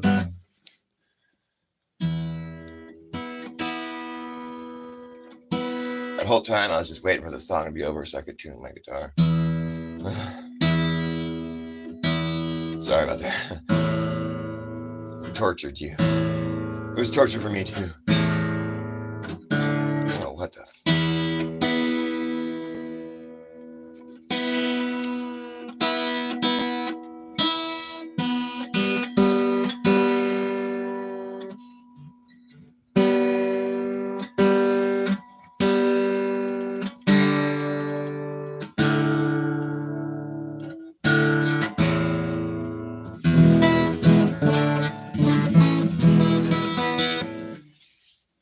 fucking over it right now. You guys want to see something fucked up? Check this out. So I'm helping my third grader last night with his homework. Third grade, okay, he's 8 years old. Here's the math homework we had last night. First problem. Decompose each addend into its expanded form to solve the following problem. 582 plus 352. Decompose each addend into its expanded form to solve the following problem. What the fuck? I thought it would just be add these two numbers. No, it's decompose each addend. What the fuck? All right, whatever. I know how you do this. You just add the two numbers, and that's the answer, right? That's how you fucking solve the problem. Whatever. Okay? Whatever. And here we go. Here's the next problem. If that didn't make you irritated enough, check this out. Michael won a jackpot and got $896. His husband also won a jackpot and got... Wait, what? Michael, his husband. Okay, are we talking about math still? I mean, am I tripping? Get out of here with this shit. See, I like my teacher, you know, which is why I'm gonna honor her and tell her, like, hey, look, I think it's great that you're teaching my kid how to do math and stuff. I think that's really good stuff, but I don't see the necessity to like normalize or necessarily endorse gay homosexuality while doing it. Math, that is. And it's because I find it to be sort of perverse, like another man fucking another man or like sucking a dick. It seems kind of perverted to me, like it's stuff that sort of should be left to the bedroom amongst to whom it concerns, which I don't really think it concerns my 8-year-old son. And I don't really feel the need to put those images in his mind necessarily. You know, it's like, I mean, it's just because like if I have to be 100% honest with you, like I hope my son ends up being a heterosexual the way I am. And that's just because I have a love for life and like the good things in life, you know, life continuing and like our legacy carrying on. Like I just have a desire for that to be the way things work out. Like if it doesn't, then it doesn't. I'm not going to feel like, you know, crestfallen, but I see no reason to sort of nudge my kid in a direction that I don't necessarily want him to go. And I don't see why he should be sort of, you know, made aware of this, like while he's doing a math problem. Am I wrong? I mean, does that seem kind of like too extreme for me to have that opinion? Should I not say anything? I don't think anyone else is gonna, but I think I might. Because I like his teacher. She's cool. I don't like that math problem. It's irritating. And like, I wouldn't even call myself homophobic. I played in a band with a guy who was a homo, you know, he was like full on homo. He was the front man. He was great. I love that guy. Maxed Out. He went by Maxed Out. Maxed Out. He was fucking awesome. He was the front man. We played like thrash metal and he was so funny. He was fucking hilarious. I tell you, that was one of my favorite people I've ever played music with. He was so good on stage. Like he was funny and he was just, you know, we played like heavy metal. So it was like, it had to be like, you know, we had a good stage presence is what I'm saying. He was fucking entertaining. I don't know. He should be famous the way he was such a good performer.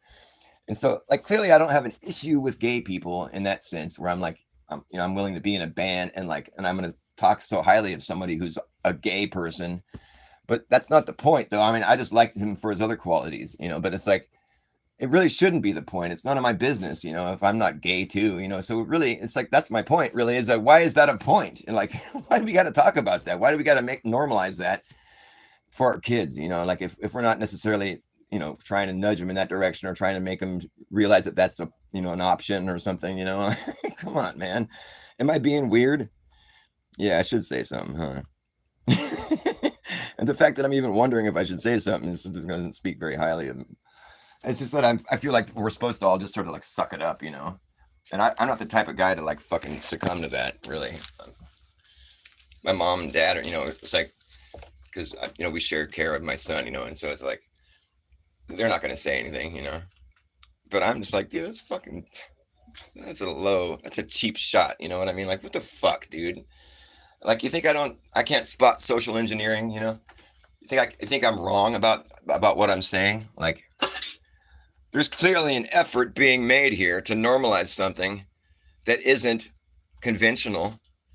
And it really shouldn't be considered like a good thing, really, all in all, really. Because I mean, it's like, it's fine. I don't care what people do, but it's like ultimately like in the interest of life, you know, like two dudes can't make a kid, you know, they can't have sex and then create another life. It's that magic doesn't exist in that relationship. So it's like, if everyone was gay, then we'd all cease to exist pretty shortly thereafter. So, I mean, just, you know, you got to follow these thoughts all the way through. I'm an intense guy. Like, I think things through. I don't see the point in encouraging that or normalizing that necessarily. I think it's always an option. Anyone could figure that out however they want. But it's like, to think that it's something that we need to like embrace, you know, I don't necessarily want to embrace that. I think I can accept that it's real, but that's about as far as I'm willing to go with it, you know? Like, I don't see the point in like making it something that I need to normalize for my kid. I mean, he'll come around to that and figure it out, you know, like kids all figure this shit out eventually. I did. I was like, well, I'm definitely not that, because I can't imagine that being something I want to do, you know? Like, that's not what I am. I fucking figured that out right away the second I thought about it. It never changed. And like maybe some people they flip flop or whatever. I don't know how it is really. I don't really want to know. It's not really anything that concerns me, and I don't need it to concern my kid. And I don't see the point in fucking accepting that kind of shit as being like how you should teach a kid math. Let's slip in some social engineering here. You know, we're trying to like LGBTQ everybody. You know, get them all like fucking waving that gay flag. You know, because it's whatever. Like it's so warm and fuzzy and just all about love. You know. Sure, love is the answer to everything, really. But you got to remember that people love to do some fucked up shit. And so you can accept it, but you don't have to embrace it, for fuck's sake.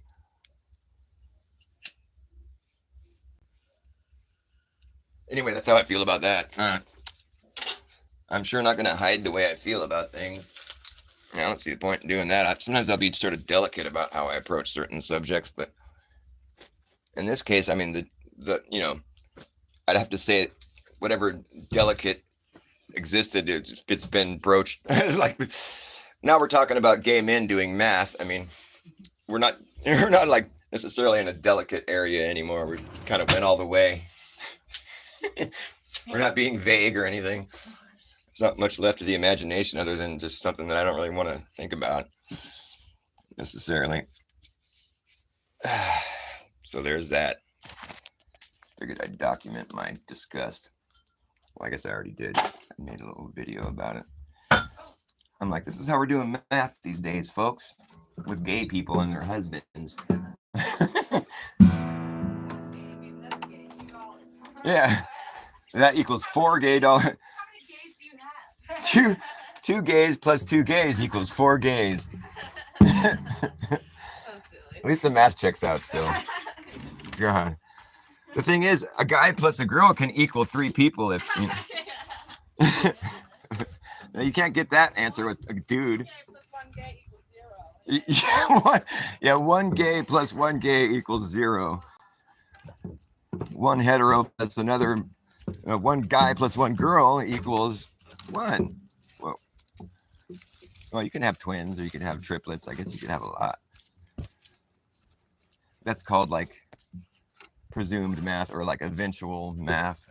I don't know what that's called, but it's not called gay math. Gay math equals 0. You can't procreate when you're gay, unfortunately, because then I wouldn't be so adamantly like insisting that we don't normalize that.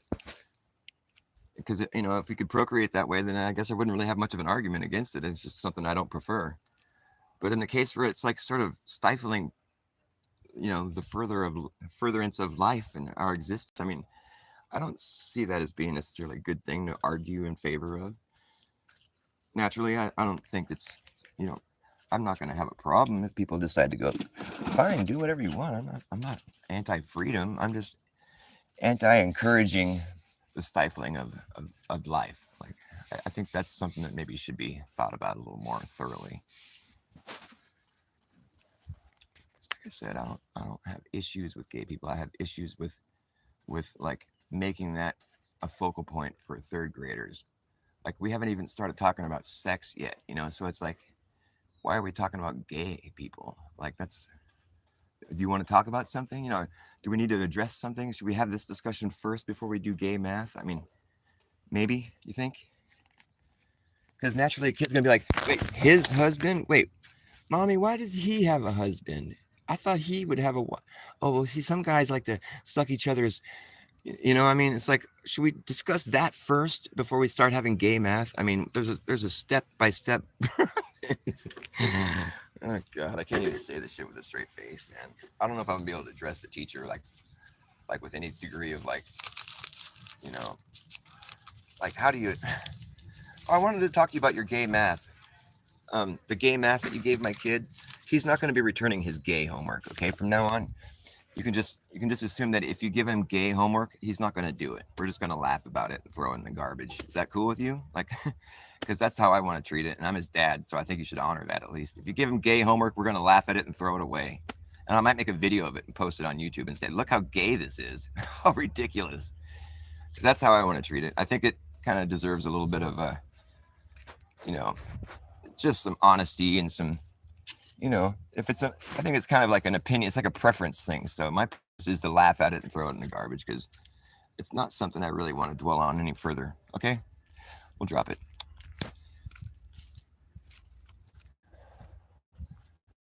I don't got anything against math. I think math is cool. But gay math confuses me. Oh, wait, I said I was going to drop it. All right. I'm not confused about my sexuality. I just don't like gay math.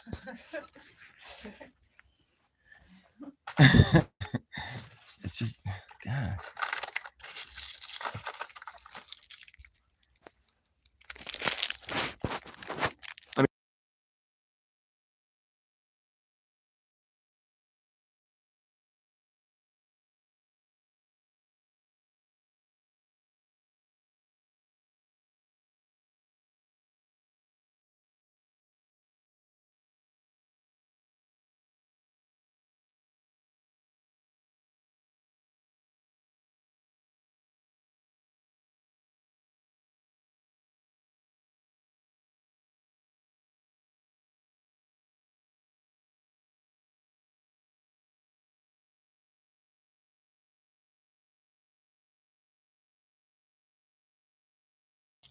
There.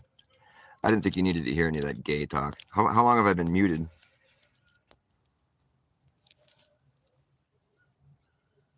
Was I muted for a long time?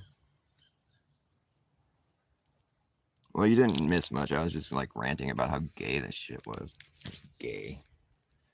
I said gay so many times, I'm starting to like bug myself. I will not say gay anymore today.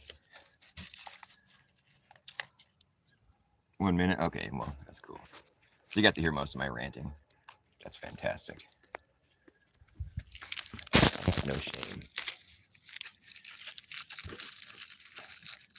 See, as a truther, you just have to keep it real. You know, you got to be honest. If you find yourself being dishonest in any way, you're falling off. You know, you're not staying true to the truther code. You know, it's a code. A shill in my book is somebody who's spitting something as being true when they know full well 100% that it is not true. That's what a shill is in my book.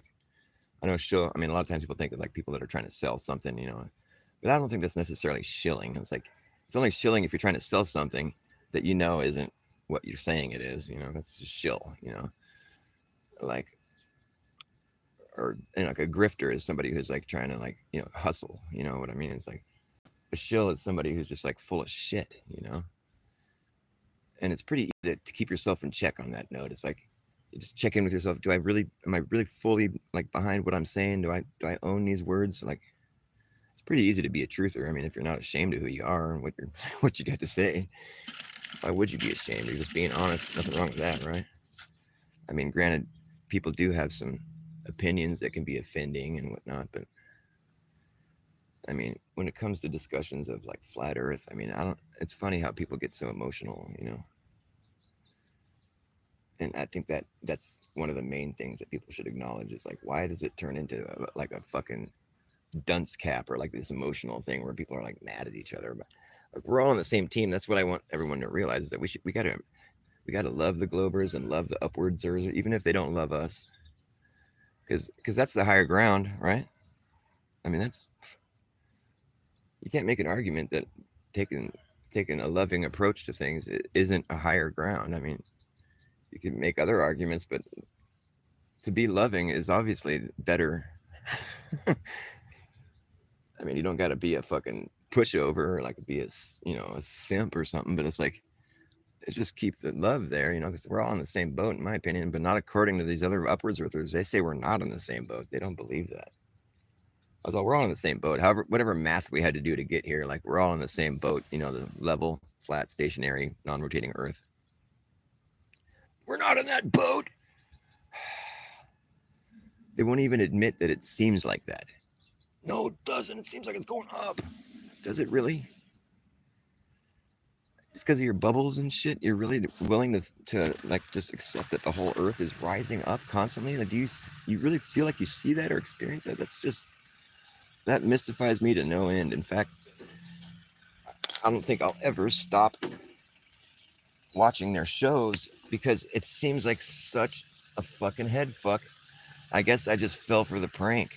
I think it seems like if you spend any time whatsoever trying to understand it, then you fell for it. You know, it's like, oh, don't. You know, it's like, oh, you got something on your shirt now. Oh, don't. It's like that, you know. So if you just keep, don't, you just keep staring at, oh, don't. After a while, you start to go, oh, so you start like doing it to other people that are staring at it, you know. It's like, so I'm staring at it, they're like, fuck you, don't. Like, you know, they become this gang of people that are like, don't, up in your face. You got something on your shirt there, don't. Upwards earthers, up yours. Bunch of meanies. I was trying to be nice. I wasn't trying to be. I just am nice, and you guys are mean. Calling me it told me I'm eating shit sandwiches or something. I'm like, I don't eat shit sandwiches. It's like, what the fuck, man? I eat pieces of shit like you for breakfast. You eat pieces of shit? No.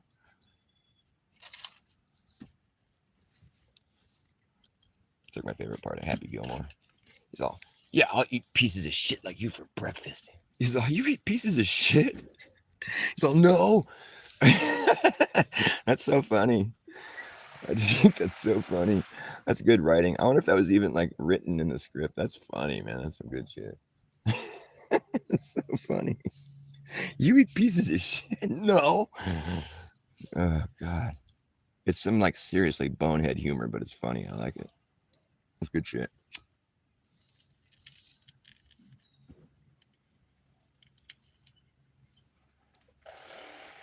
I might try playing my guitar again, but that last song was so out of tune. I'm just like, I don't know why I should bother. I have some songs that sound good out of tune. Oh, yeah, I probably do.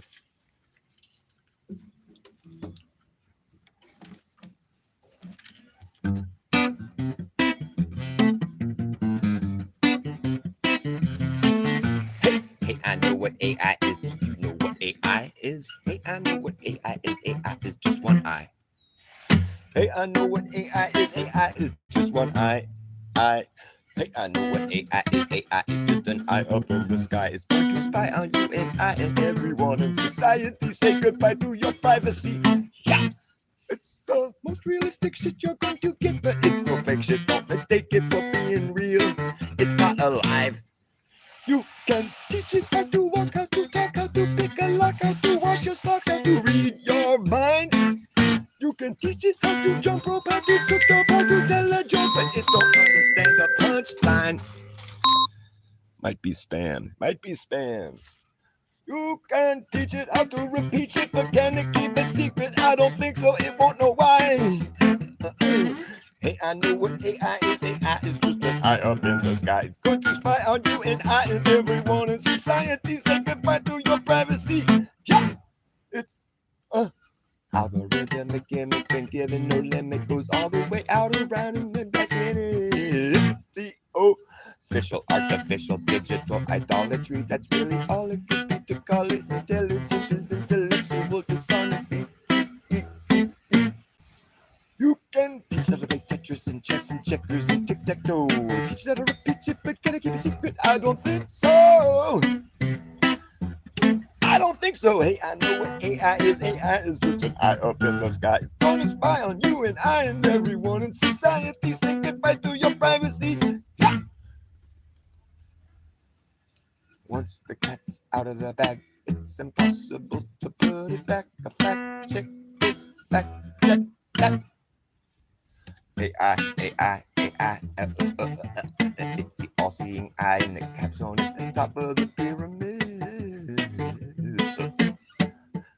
AI fanatics, AI fanatics, AI fanatics act like drug addicts and manically panic if they can't get their gadgets activated. It's too hot out here, man. I'm gonna have to end this here shit show soon. It's too hot. I can't get comfortable. AI fanatics get so dramatic with their little gadgets. The more smart gadgets you have, the dumber you are. Smart doesn't mean smart anymore. No, smart means surveillance, monitoring, analysis, reporting technology. SMART, surveillance, monitoring, analysis, reporting technology. That's what SMART means. So that's what SMART is. I'm smart. I'm surveillance, monitoring, analysis, reporting technology. So clever. I wouldn't say it's smart to carry one of those necessarily. Unless you don't mind being surveilled, monitored, analyzed, and reported technology. AI. AI is the new god that they put up above everyone else. It's the eye and the capstone at the top of the pyramid, the all-seeing AI. They're like, oh, it's artificial intelligence. It's like a fucking contradiction in terms. Oxymoron. It's fake intelligence, so it's not intelligent. It's stupid. The opposite of intelligent is dumb. Evil will always triumph over good, because good is dumb. That's what Dark Helmet had to say about it. You know, the only vacuum I've ever seen in space still had to open the firmament to get the air out. Mega Maid, remember Mega Maid? That's the only vacuum I ever seen in space, and she still had to open the firmament to get the air out. Spaceballs, that's a good globe earth troll right there. They're space balls. Flat earthers. You know they're flat earthers. To say some shit like that, space balls. Get the Mega Maid. She's gone from suck to blow. The vacuum in space. You know what I mean? She's got to suck the air out. She's got to open the firmament. They're all like sucking air out of cans. Ah, Perrier. That was the whole movie was a fucking globe troll. It's fucking hilarious. Hilarious. Her helmet. His helmet. So big.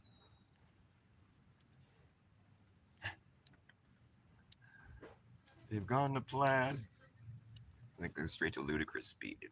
They bypass ridiculous speed and they're straight to ludicrous speed. Warp speed. They went to the speed of plaid. Go past light speed, you get speed of plaid. You know, just light speed is just straight lines, but once you go ridiculous and ludicrous, it's plaid. Plaid is ludicrous. You equate plaid with ludicrous. It is. It's just ludicrous. Speed. Emergency brake, never used. Stop this thing. And then you see the momentum. He's still traveling at ludicrous speed. When they put the brakes on, he's all, it's like fasten your seatbelts.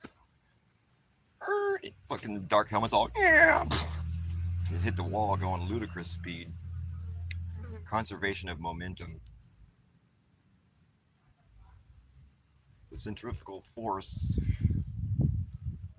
We have forces.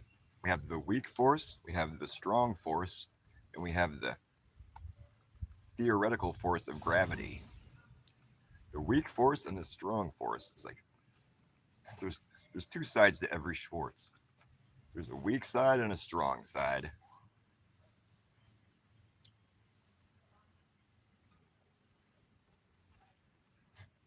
Use the Schwartz.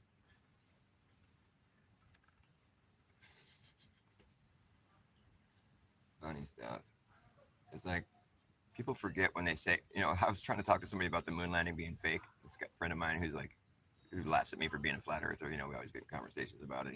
He hasn't succumbed, and he's just like, he's trying to tell me they couldn't have faked the moon landing because they didn't have the technology to fake shit. They didn't have the technology to make movies that looked real, and he's trying to make the argument that no, they didn't. And I brought up, well, you know, the movie 2001: Space Odyssey. It's a pretty good space movie. Came out before the moon landing. So technically, you're wrong. They did have the technology to make fake space movies. They did make one. It's called 2001: Space Odyssey. If I'm correct, I think it came out before the moon landings. I might be wrong, but I'm pretty sure it did. And in which case, they most clearly had the technology to fake a space movie. So you're wrong. I think he conceded to that, or he just never really. He's all really. He was like, I think we got on the subject of the movie or something. We got off the subject after that. You know, it was kind of like I made my point, and he sort of just didn't argue with me anymore. But it's funny that people are really humoring that idea that, oh, they couldn't have faked the moon landing because they didn't have the technology to make fake space movies, but they had the technology to go to the moon and back. but they didn't have the technology to fake that they went to the moon in the back. That is a fucking argument for a child. Even a child, I think, would find holes in that one. Yet adults humor it like it's something worth saying out loud. They couldn't have faked it. That's, I mean, you have to really think about it. They couldn't have faked it. They couldn't have faked it. Links do too work here. I see your link, and it's underlined. I could go to it right now. It looks like. Oh, did you put a link for the song? Oh yeah, it shows up, Sidewinder. Don't be dismayed. It's there. Hi, Sue Finelli. I love you. Nice for coming. Thank you. And Justina, I love you. 16 Alpha V, my favorite fucking YouTuber right there. A man with many good quotes. Who else is in here? We got MNB. I like your attitude, MNB. I don't think I've seen you around. Have you been around? I'm sorry if I haven't seen you around. MNB, what does that stand for? Maybe not. No, maybe never been. Might not be. More now, better. More now, better.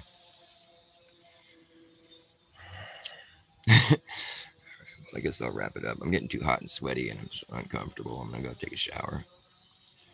But thanks for dropping that link, Sidewinder. That's cool, man. Drop some links. I'll let it run a little bit longer here. I'm gonna smoke some more pot. Drop some links for your channel so we can all sub to each other and be like, patronizing. Be a patron of one another's spot on the tube. All up in this tube. All up in your tube with a link. I'm all up in your tube with mad links and shit. All up in your ass with the resurrection.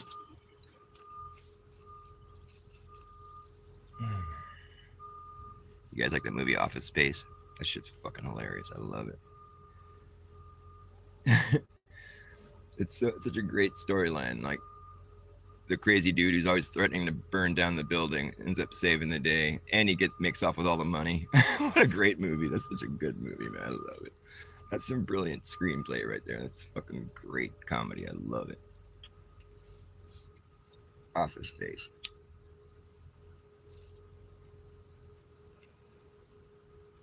In case you haven't seen Office Space, I highly recommend it.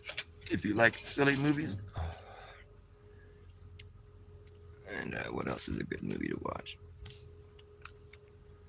As far as funny movies, yeah, Spaceballs, I recommended that one too. I think these are movies everybody's seen. Spaceballs and Office Space, those are the two movies I'm promoting right now. Watch them and laugh.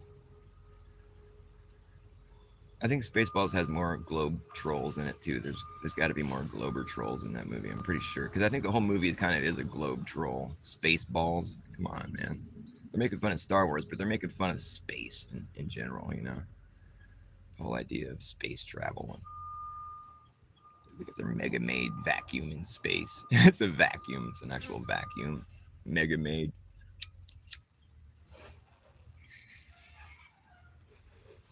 Sucking all the air out of the planet. They had to open the glass shield. That shit's funny, dude.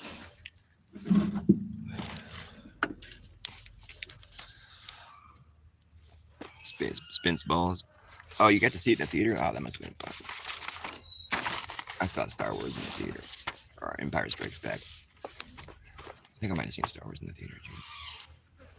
Sometimes I read out of my books here just for shits and giggles. What do we got here? Backyard COVID fracking.